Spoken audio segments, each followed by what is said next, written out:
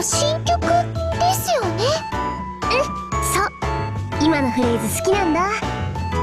あ、そこ自分も好きです。本当？なんか嬉しいな。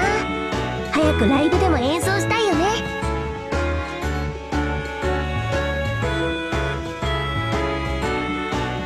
お疲れ様です。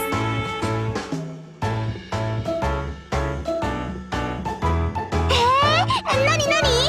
私また無人島に行きたい。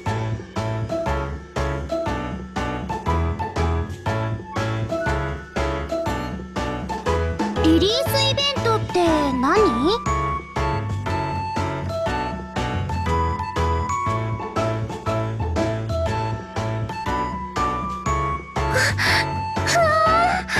とうとう私たちもそんなイベントができるようになったんだね。嬉しいな。当初私たちはお客様との接触は避けるべきという方針でしたよね。あやちゃんに関しては特に。そのあたりは大丈夫なのでしょうか？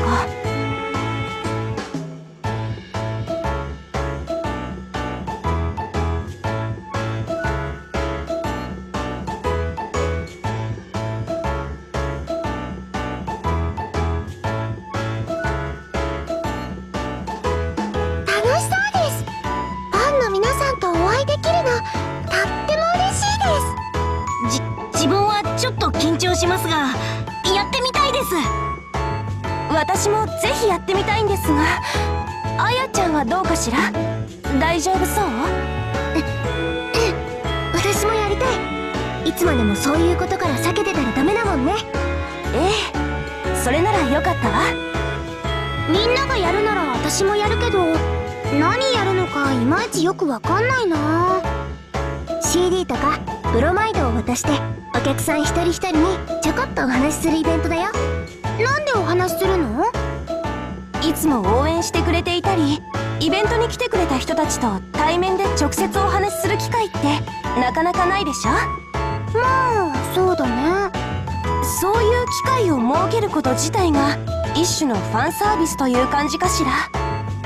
お客さんから言葉をかけてもらうだけじゃなくて、私たちからもいつも応援してくれる感謝を伝えるんだよ。相思相愛ですね。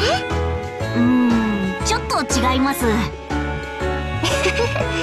けどお互いに感謝や元気の出る言葉を掛け合えるなら、それは相思相愛って言えるかもしれないね。相思相愛。こういうのって芸能人はみんなやるもんなの？そうだな。アイドルはやってるグループが多いかな。そっか。まあやってみたらわかるかな。とりあえず私も参加はちゃんとするよ。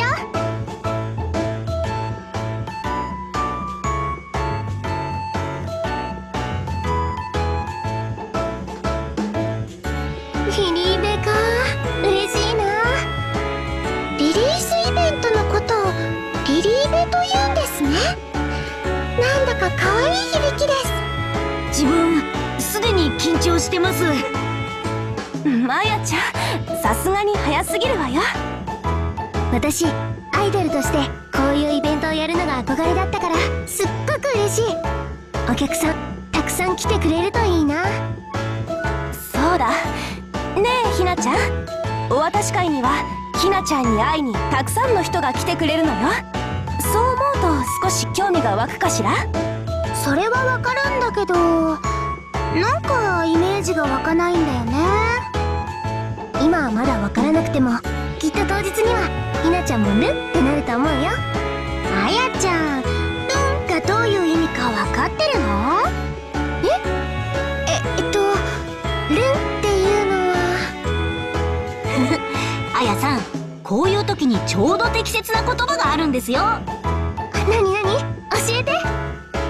つまりそういうことさ。こう言えば全部解決ですよ。まやちゃん、カオルから悪い影響を受けているみたいね。つまりどういうことでしょうか？つまりそういうこと。ま、頑張るからさ。大丈夫大丈夫。